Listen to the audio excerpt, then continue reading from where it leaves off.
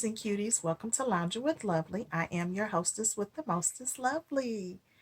How are you doing this evening? I hope everyone is well. I hope you all are fine and that you are enjoying your evening and your weekend. Um, I am going to say that this video, I probably will get quite emotional because it is about grief and grievance, as the title says. So, yeah, I probably will shed some tears while I'm talking. I hope you guys can embrace that and accept that. So, we'll go ahead and jump right on into this next video because it might be a little longer than usual. Hopefully, it's not, but we'll see what we can do. So, the cliffhanger from the last one was, with life there's death, but are you ready to face what comes next? I'm not. I'm not. But let's go ahead and talk about grief and grievances. Ooh, okay. God give me strength. In life, I have experienced several losses. I've lost two uncles, several friends, three brothers, my mother, and my father. That's a lot already, isn't it? Ooh, child. So yes, I have experienced a lot of death, a lot of grief, a lot of losses in my life. So yeah, the first loss that I can remember, I want to say I was about 8, and this was my uncle. His name, it's irrelevant, but this was my uncle.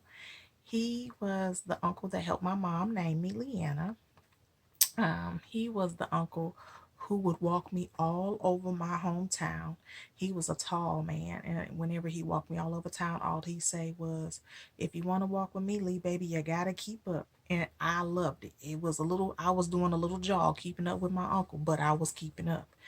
And he was such a unique man. He was a smart man, and he kept me always on my toes. And like I said, when I was about 8, um, he passed away. I don't really know or remember all the details. Of course, I was a child. I didn't go to the funeral. My mom didn't feel I needed to. She felt that whatever memories I had with my uncle should be the memories I keep, and I shouldn't have to remember him, seeing him like he was at the funeral. So she sent me to school. But I do cherish all the memories that I have with him and that I made with him, because anytime I think about when I walk, and it's like sometimes I'll be walking around and I'll get this feeling and I'll start laughing because I'll hear in the back of my head, "If you want to walk with me, Lee, baby, you got to keep up." And then it'll just put a smile on my face. So, I do say that with grief, the memories are what keeps you going and what keeps you strong and what keeps your momentum going. Well, at least it does for me. So, if you know me, I am big on birthdays, especially mine. It is a big ordeal.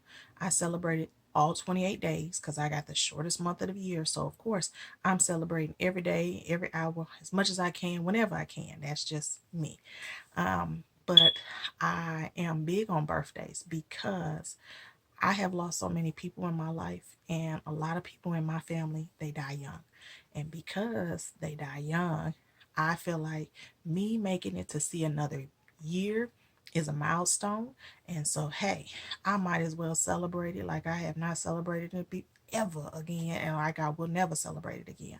So I'm big on birthdays. They are a big ordeal. My birthday, your birthday, I am just excited. I just think it's a big blessing for all of us to see another year. And some people don't understand it. Some people think it's crazy, but when you party with me, I'm gonna tell you now, you have a ball of fun, especially around my birthday. I am the life of the party, but I'm gonna make sure you have fun too and that you are enjoying yourself, because that's what it's about. We all out to have fun. It's about a celebration of me, but I want to include you in everything that I do.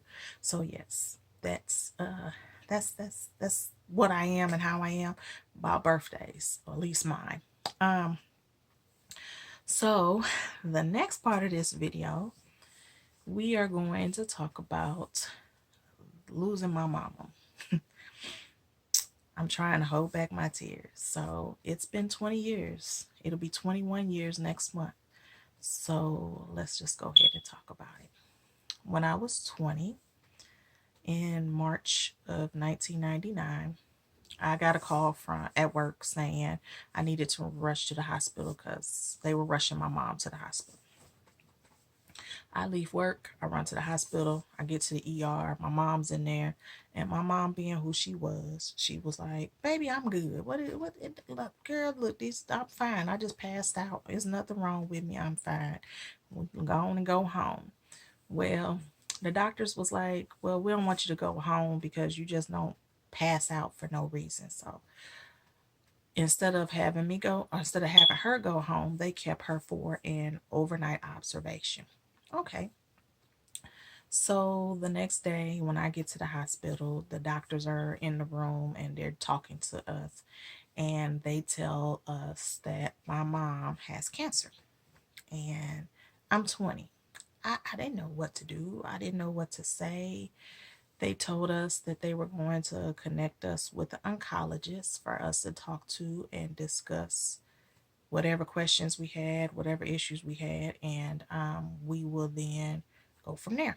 Okay. So my mom and I get an appointment with the oncologist. We go to oncologist, and the oncologist tells us that my mom has stage 4 lung cancer, and he said she has 6 weeks to 3 months left to live. Devastating. That's an understatement. I'm 20. I'm just now getting into adulthood. I'm just now starting to want to live my life, but I'm not ready to live my life without my mama. So, what am I supposed to do? I was her support. I was supported through everything. They told her that she had options of getting chemo and radiation. But my mom was like, at stage 4, how effective will this be? And the doctor told us that, I'm going to be very honest with you, it may not be as effective as it could be if you were in the early stages, but it doesn't hurt to try. My mom didn't want to try.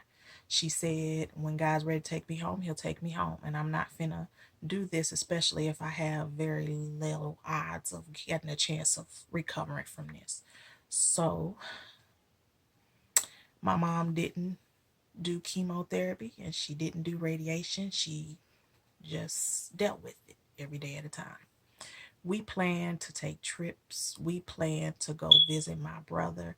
We planned to do a lot of things. Um, but every day was a trying day, and every day was a hard day. And I worked, and I'd stay, make sure she would stay home because she couldn't work anymore. And she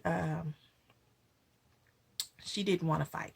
So Mother's Day of 1999 was the last Mother's Day that I had with my mom. I got up that morning. I cooked her a nice breakfast. I gave her the gift that my brother and I had purchased for her and got for her. I just loved on my mama because she was very weak, and was just she was just not feeling very well. So that next day was Monday, and I went to work. At that time, I was working as a CNA, and so I went to work, and I came home. When I got home from work, she said, "Lee, I can't breathe. I think I need to go to the hospital." So I put my mom in the car. I rushed her to the hospital, and I got to the hospital. We sat there. They got her all connected. She was doing fine. She was laughing. She was talking. We was watching TV together. She was doing good. Everything. So I told her, I said, "Well, Mom, I need to go home and wash my uniforms so that I can come to work the next day. So I get ready for work tomorrow." She said, "Okay, baby, that's fine. Go home, wash uniforms. I'll be here. I ain't going nowhere." And I said, "Okay, Mama, I love you." She said, "All right, baby, I love you too. I'll see you when you get here in the morning." I told her I would come before my shift. I was working 7 to 3.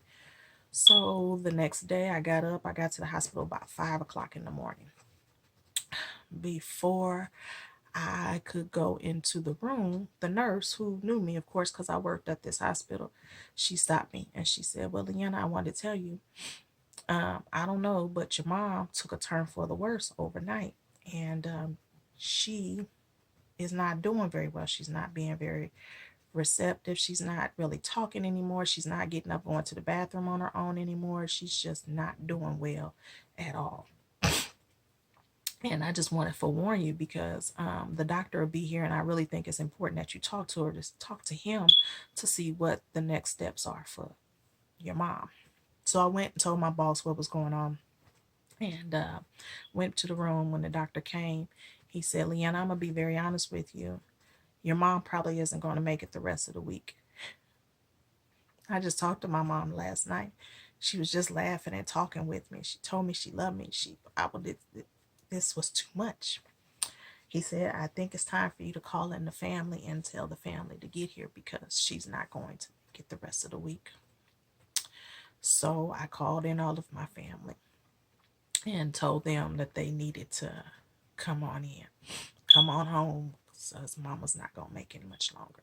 Well, on Thursday, May 13th, 1999, my mama took her last breath. I was at her bedside with my childhood best friend and my auntie. We were all there around her and just loving on her and, you know, everything. And she passed away. It's hard. Like I said, next month it'll be 21 years since this has happened. And as you see, I'm still really emotional because you only get one mama. I have a godmother who is awesome. I have an auntie who is the best, but you only get one mama. You know, my friends, they'll call and they'll be fussing about what they mama said, what they mama did, what they mama doing. And I always tell them, appreciate it, regardless if it's good or bad, because there's some of us who wish that we could have our mamas here fussing at us and telling us what we don't want to hear and going on and whatever. It would be a lot of us. I wish that I could call my mama and tell her half the stuff that I'm dealing with today, but that's not an option for me. I wish I could just drive to my mama house and get that hug that you just need sometimes. It's nothing like a mother's hug. There's nothing like mother's love. And I wish that I could get that, but I can't. I know that my mom is deeply in my heart, and I know she's always with me in that sense, but the physical sense, it makes it hard. It does. I'm gonna be honest with you.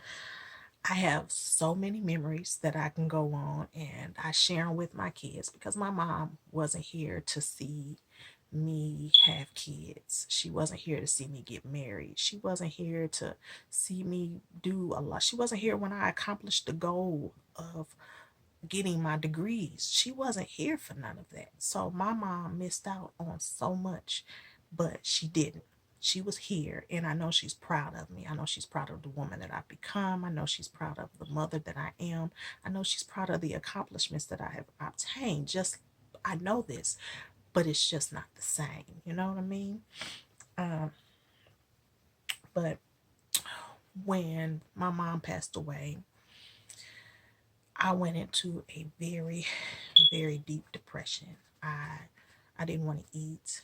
I just wanted to sleep. I didn't want to be bothered. I didn't want to work anymore. I didn't feel like I had anything worth living for anymore. I felt like life was over because the one person that was my biggest cheerleader, the one person who was my biggest support system, was no longer here. Now she's gone, and I was just so lost without her. But I have a deep faith, and my mom and I always went to church, and my mom always prayed, and I prayed a lot. But when you're going through stuff, you pray and you pray and you pray, but sometimes you just don't know, you're lost. So I would listen to a lot of gospel songs, and one song that would stick with me was Kirk Franklin, "More Than You Can Bear." More than I can bear, more than you can bear. So I would play that on repeat because I had to learn and remember that God will never put more on you than you can bear. And as bad as it hurt, as bad as I didn't feel like I was prepared for life without my mama, I knew God never makes no mistakes, and that He never put nothing more on me than I can bear. It was a blessing in this lesson. Of course, my mom raised my brother and I both to be very independent, to be very self-sufficient, and to be able to take care of ourselves. So it wasn't a problem with me knowing how to take care of me and doing what I needed to do for me. It was just that feeling, that, that safety net of having your mama. And my mama wasn't there now. So it was hard. It was very hard. It was very hard. But when you're going through things, God puts people in your life, whether it's a season reason or just a lifetime, it doesn't matter. But I had a wonderful, wonderful, wonderful support system, and they wouldn't leave my side. They were always there for me. They would call me, they would check on me, they would get me out the house. They wouldn't take no for an answer. I swear, I thank God for them, because yeah, it was hard. It was rough. It was very rough. So now, um, once I got over, I'm not gonna say got over, but once I started going through my healing process of losing my mom, 3 years later, I lost my mother's only other child and my big brother, who is 11 years older than me. So I was 23 years old. He was 34. He went to the hospital for some health issue. He ended up getting pneumonia and he passed away. Right when I was in the process of trying to heal and we were doing well, and all of a sudden I've had to bury my mother, and now I have to bury my brother. Like, I was like, this is not the life I want. No, no, why does this have to happen to me? So yes, I got him down here, and it was hard. It was hard, but my family all gathered around me, because now I have no one left with my mom. It was me, my mom, and my brother. We were the three musketeers. We were all we had, and now it's just me. But I will say, my family, they came in and they made sure that I didn't worry, I didn't have any worries, I didn't have nothing. They were there. So a couple of years later, when I was 24, so it wasn't even a couple of years, the next year, my father's youngest son passed away, and him and I were super close. He was the closest brother on my father's side that I had. Now, I have three brothers on my father's side, and me and him were extremely close. I guess because we were only 8 years apart, but we were close. He was like my best friend. And then he passed away, and I was just like, oh my God, I don't know, I don't know how much more of this I could take. So once that happened, a couple of years later, yeah, remember I just told y'all when my mom passed away, my childhood best friend was with me, and my auntie was at her bedside when she passed away. Well, when we were 29, she passes away from cancer. It was scary because I'm like, we are young. We 29. We supposed to be living our lives, traveling the country, watching, raising our kids, and she passes away. And it broke my heart because I just wasn't ready for that loss either. I wasn't. But soon after that, 2 weeks later, my uncle, who I will say was like my father figure, he stepped in areas where my dad wasn't. I'd spend summers with him. When I called him, it wasn't no ands. It was no if, ands, or buts about it. He was there. It didn't matter. That was my uncle. I was his only niece, so of course we had a bond and a relationship that was like no other. Well, he passes away from throat cancer. Cancer is a horrible thing, and it sucks bad. And I've lost a lot of people from it. And I just be like, I don't, it's hard. It really is. And I keep pushing forward, because hey, I have to trust the process, and that's kind of where I'm at with this. So, um, Years later, I ended up getting a relationship, starting to build a relationship with my other brother on my dad's side.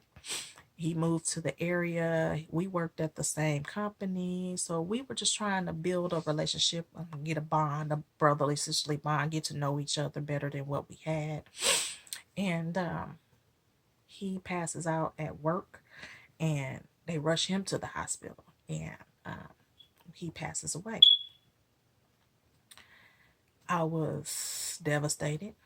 I was like, when when I'm trying to get to know you and trying to get close to you and all that, this happens.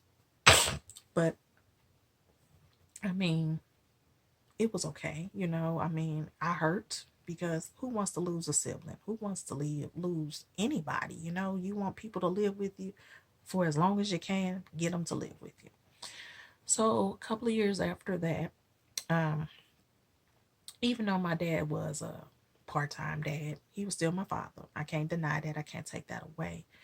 And he got sick, and before he got sick, I was able to go talk to him and get closure on our life and our relationship. Because I'm gonna tell you now, closure is needed for a lot of people, and I was able to forgive him because in order to get that closure, you have to have forgiveness, and it's very important. And I was able to forgive him, and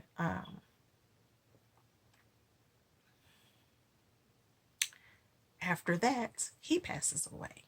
And I love him because he's my dad. And I'm glad that I was able to get the closure and just forgive him for all that he's done, the disappointments and the sadness and the lack of love and just not being there and the lack of guidance. And I had to say, I forgive you. And I did. And I do, and I don't hold any grudges any longer. I don't, because all that does is give him power. And that's power he takes with him. So I couldn't keep that over me. I couldn't have that any longer. Plus, it's not healthy to live with resentment in your life.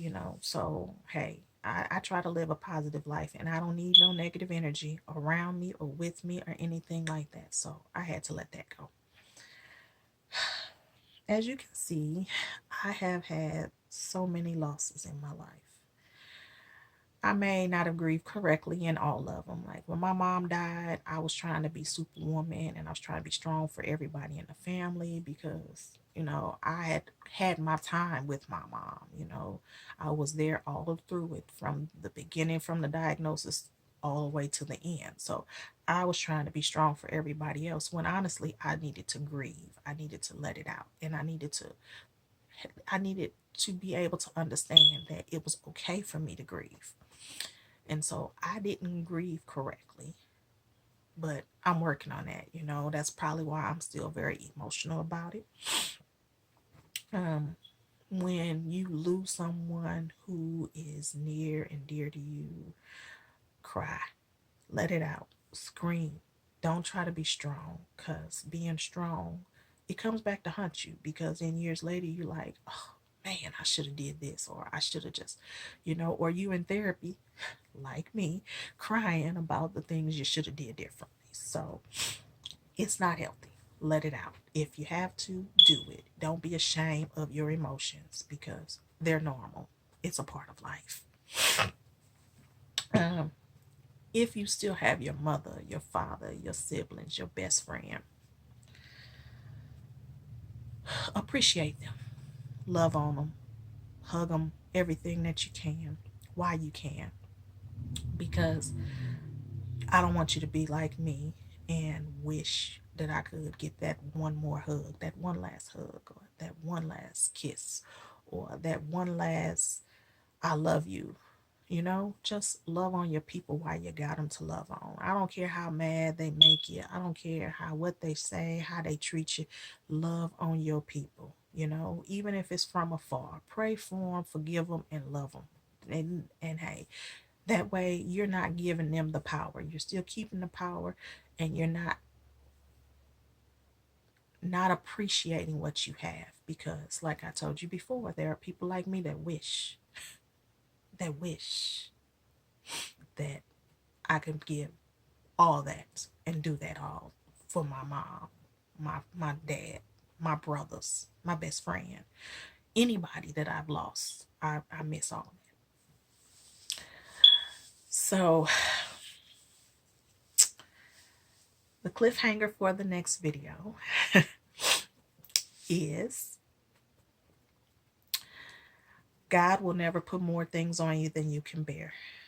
Strength is something to be proud of, but being a survivor is a different kind of strength. Thank you all for watching. Remember, you are blessed, you are loved, you are stronger than anything that tries to tear you apart. Also, don't forget to like, comment, and subscribe. If you haven't already, hit the bell for notifications when my videos are uploaded. Thank you again, and I appreciate y'all allowing me to get a little emotional in this video with you. So, okay, that's it. That's all. Talk to you later. Bye. Mwah.